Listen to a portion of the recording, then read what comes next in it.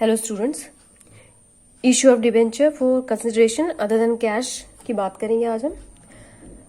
मेरी पिछली वीडियोस में आप देख सकते हैं कि issue of debentures for consideration other than cash हम इश्यू ऑफ शेयर्स वाले चैप्टर में ऑलरेडी पढ़ चुके हैं। एंट्रीज वहां जो की गई थी सेम यहाँ पर भी वही एंट्री है। तो बेसिक कॉन्सेप्ट अगर आपको देखना है issue of debenture for consideration other than cash, तो आप वहां से मैं लिंक मिल जाएगा आपको डिस्क्रिप्शन बॉक्स में, तो वहां से उस वीडियो को पहले देखना, फिर आप ये वाली वीडियो देखना, ठीक है। क्योंकि यहाँ पे सिर्फ हम क्वेश्चन लेंगे और बेसिक जो एंट्रीज हैं वो आप उस वीडियो में देख सकते हैं, ठीक है।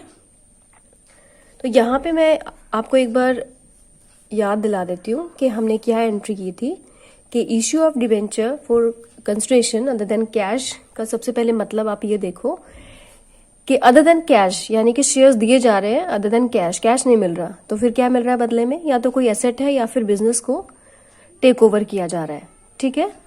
तो इस केस में हमने एंट्री देखी थी वेंडर अकाउंट, इसमें एक वेंडर था, ठीक है। और इस केस में हम क्या लेते थे? एसेट। तो asset account debit to vendor, vendor से हमने क्या ली? एसेट ली, तो asset account debit to vendor.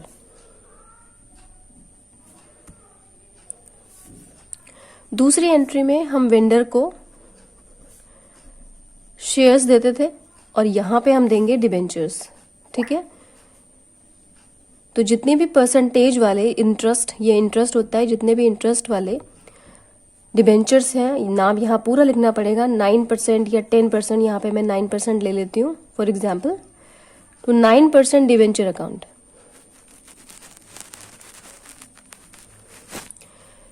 ठीक है। तो पहले एंट्री एसेट को डेबिट करो, एसेट आई है, वेंडर ने दी है, देन वेंडर को डिबेंचर्स हमने दिए हैं। तो ये दो एंट्री हैं बेसिकली, ठीक है। और अगर पूरा बिजनेस अगर टेक ओवर किया जाता है तो पूरे बिजनेस को टेक ओवर करने की एंट्री हमने देखी थी कि एसेट जितनी आ रही हैं उसको डेबिट करो और लायबिलिटीज जितनी आ रही हैं उनको क्रेडिट करो,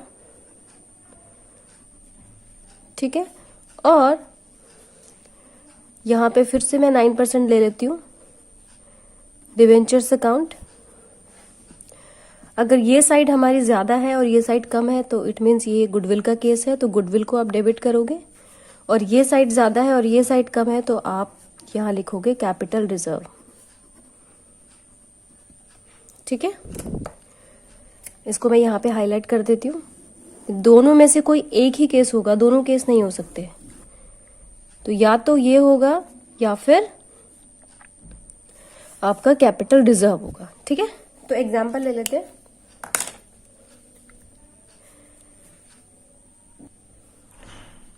क्वेश्चन ले लेते हैं, देखो आपकी स्क्रीन पे क्वेश्चन आ रहा है।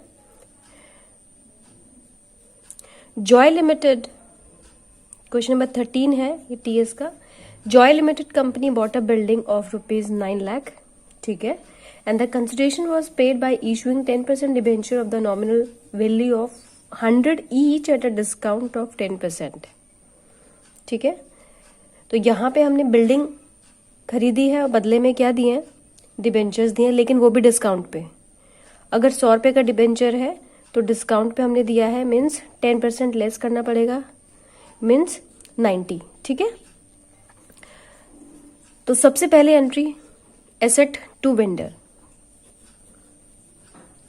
एसेट अकाउंट, और एसेट में बिल्डिंग है तो आप यहां बिल्डिंग लिखोगे, अकाउंट डेबिट टू वेंडर। और वेंडर कौन है? Joy limited company bought a building and consideration, यहाँ पे नाम गिवन नहीं है तो आप वेंडर लिखोगे, वेंडर अकाउंट। कितने में खरीदा? 9 लाख में, 9 लाख यहां लिखोगे, ठीक है। तो ये हमारी होगी पहली एंट्री। दूसरी एंट्री है वेंडर टू, जितने भी आप उसको डिबेंचर्स दे रहे हो, तो नंबर ऑफ डिबेंचर्स यहां निकालने होते हैं, ठीक है। और नंबर ऑफ डिबेंचर्स निकालने का फॉर्मूला भी होता है जो कि मैं आपको लास्ट क्लास में भी बता चुकी हूं कि नंबर ऑफ डिबेंचर्स या नंबर ऑफ शेयर्स निकालने का फॉर्मूला होता है जो भी परचेज कंसिडरेशन है डिवाइडेड बाय जितने में भी डिबेंचर्स दिया जा रहा है, यानी कि price of debenture. Price of debenture आएगा, अगर प्रीमियम का है तो यहाँ ऐड हो जाएगा और अगर डिस्काउंट का है तो माइनस हो जाएगा। ठीक है, तो पहली एंट्री एसेट टू वेंडर और दूसरी एंट्री हमारी होगी वेंडर टू जितने भी हम उनको डिबेंचर्स दे रहे हैं। ठीक है, अब यहाँ पे vendor, this one is number 1 entry and this is second entry. तो वेंडर अकाउंट डेबिट टू यहाँ पे है 10% डिबेंचर, तो पूरा नाम लिखना पड़ेगा 10% डिबेंचर, 10% डिबेंचर अकाउंट। अब 100 रुपए का डिबेंचर अगर 90 रुपीज में दिया जा रहा है तो कंपनी को लॉस है ना। 100 रुपए की चीज 90 में दी जा रही है, इसका मतलब लॉस है कंपनी के लिए। और लॉस क्या किए जाते हैं, डेबिट। तो यहाँ पे लिखना पड़ेगा आपको discount on issue of debenture account debit to 10% debenture account. अब यहाँ पे सबसे पहले तो वेंडर में तो 9 लाख का 9 लाख आएगा ही आएगा। डिबेंचर में कितना आएगा, इसके लिए हमें नंबर ऑफ डिबेंचर्स पता होने चाहिए और नंबर ऑफ डिबेंचर्स के लिए ये फॉर्मूला है हमारा, किस तरीके से निकाला जाता है। तो purchase consideration divided by price of debenture. तो प्राइस ऑफ डिबेंचर क्या है, 100 तो नहीं है, 100 माइनस 10 है। ठीक है, क्योंकि डिस्काउंट पे है। अगर यही चीज प्रीमियम पे होती तो हम यहाँ पे ऐड कर देते। ठीक है, तो 9 लाख डिवाइडेड बाय 90, तो यहाँ पे हमारा ये आ रहा है 10,000। ये 10,000 आ गया हमारा यहाँ पे। ठीक है, तो यहाँ पे हम लिखेंगे number of debentures multiply by जितना प्राइस है, 100 प्राइस है तो 100। देखो यहाँ पे हमेशा नॉमिनल वैल्यू आएगी, डिबेंचर अकाउंट में हमेशा नॉमिनल वैल्यू आएगी। ठीक है, तो अमाउंट आया 10 लाख। ठीक है, और यहाँ पे डिस्काउंट हमने कितना दिया है, 10,000 multiply by 10, it means 1 lakh. तो ये हमारा हो गया discount on issue of debenture. ठीक है, और ये साइड होगी बराबर।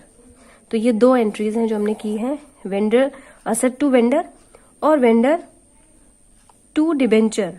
डिपेंड डिस्काउंट किया है या प्रीमियम पे डिबेंचर दिया है, सेम वही है जो हमने इश्यू ऑफ शेयर्स में किया था।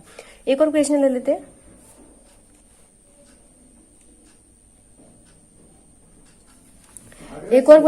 हैं।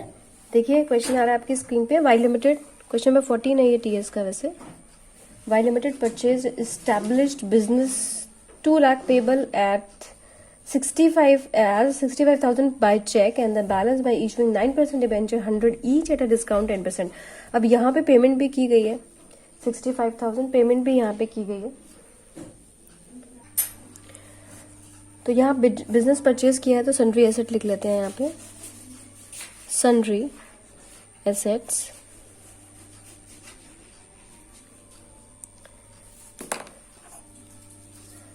Sundry assets account debit to vendor account, to vendor. अरे 2 लाख और यहां पे भी 2 लाख। ठीक है, ये है हमारी first entry. Second entry 65,000 by cheque and the balance by issuing 9% debenture. अब यहाँ पे सिर्फ डिबेंचर नहीं दिए, यहाँ पे चेक भी दिया गया है। ठीक है, यानी कि पेमेंट भी की गई है यहाँ से, तो कहीं ना कहीं हमारा बैंक भी कम हुआ है। तो वेंडर को हमने जो जो दिया है उसको हम क्रेडिट कर देंगे, वेंडर के अकाउंट को डेबिट कर देंगे। ठीक है, क्या दिया है हमने, एक तो 9% डिबेंचर्स दिए हैं। एक पहले बैंक ले लेते हैं, बैंक और 9% डिबेंचर अकाउंट। और उसके बाद क्या कह रहा है, 100 each at a discount of 10%। भाई यहाँ पे डिस्काउंट भी दिया गया है, यानी कि कंपनी को लॉस भी हुआ है।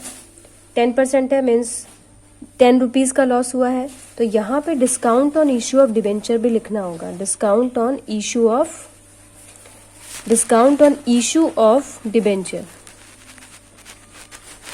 Account debit. अब यहाँ पे अमाउंट क्या क्या आएगा, उसके लिए हमें number of debentures find out करने पड़ेंगे, ठीक है। और ये निकालने का फार्मूला क्या होता है, जैसा कि मैंने बताया था अभी आपको, नंबर ऑफ डिबेंचर निकालने का फार्मूला होता है PC, means purchase consideration. Purchase consideration 2 lakh है, लेकिन 2 लाख में हम पेमेंट कर चुके हैं 65,000। यहाँ 65,000 हमने पेमेंट कर दी है, तो जो पेमेंट कर दिया उसको हटा के हमें शेयर्स देने होंगे।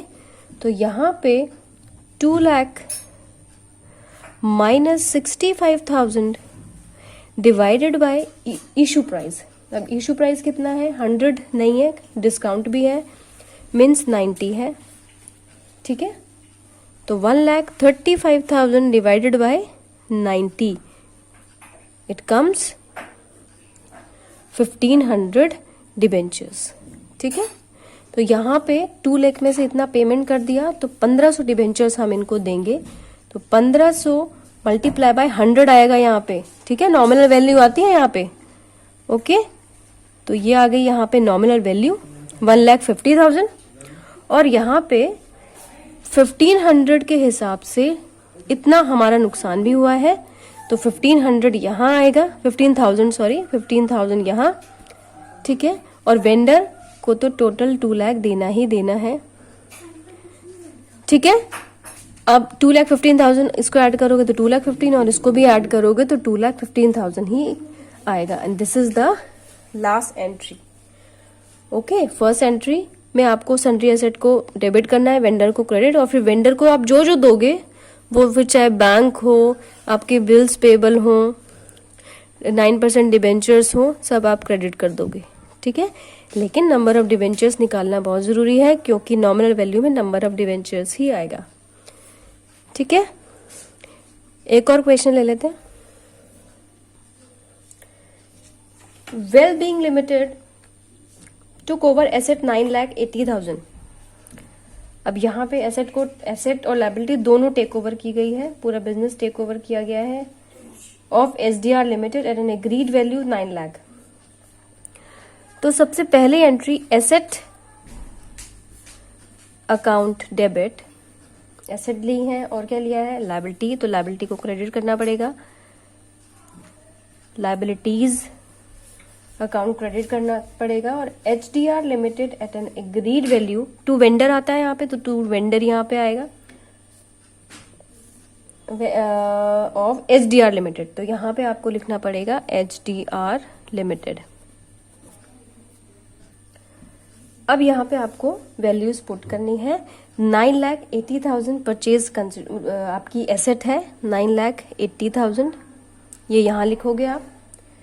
लायबिलिटीज की जगह लायबिलिटीज लिखोगे आप, ठीक है। और परचेज कंसिडरेशन है हमारा 9 लाख, तो 9 लाख आप यहाँ लिखोगे, ठीक है। इधर 9 लाख लिखोगे। अब 9,80,000 यहाँ आ रहा है और 9,40,000 यहाँ आ रहा है, तो डिफरेंस इधर आ रहा है, ठीक है। यानी कि हमने भाई ले ज्यादा लिया, तो उसको हम कहाँ शिफ्ट करेंगे, कैपिटल रिजर्व में। एक्सेस आ गया हमारे पास, चीजें ज्यादा आ गई है, पेमेंट हमें कम करनी पड़ी है, ठीक है।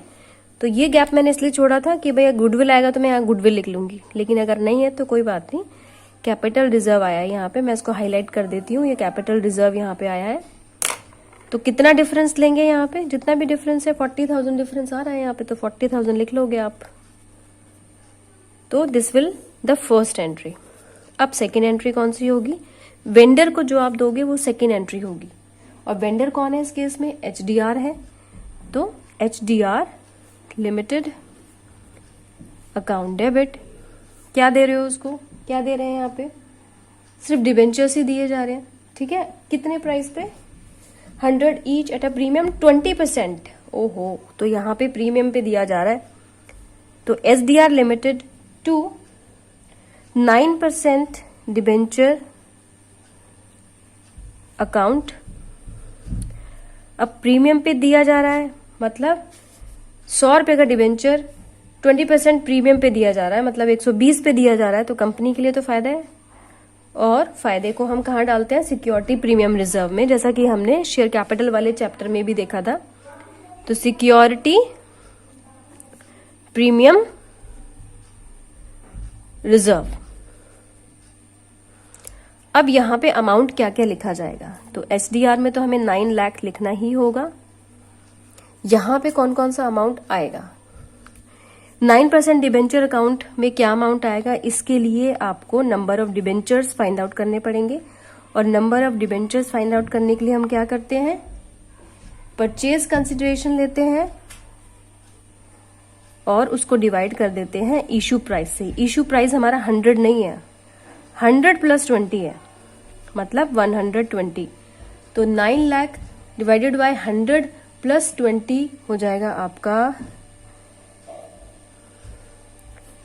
120, और ये आएगा आपका 7500।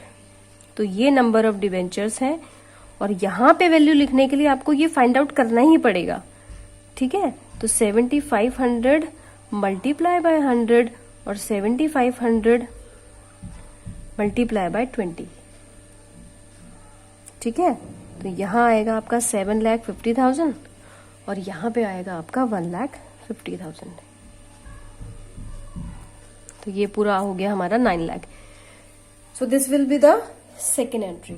इन क्वेश्चंस को करने के लिए आपको number of debentures find out करना बहुत ही जरूरी है, क्योंकि वही वैल्यू आती है यहाँ नॉमिनल वैल्यू जो लिखी जाती है डिबेंचर अकाउंट में, ठीक है।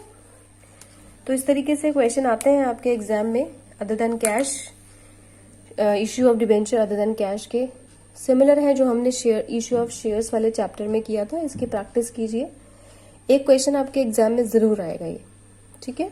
Thank you very much.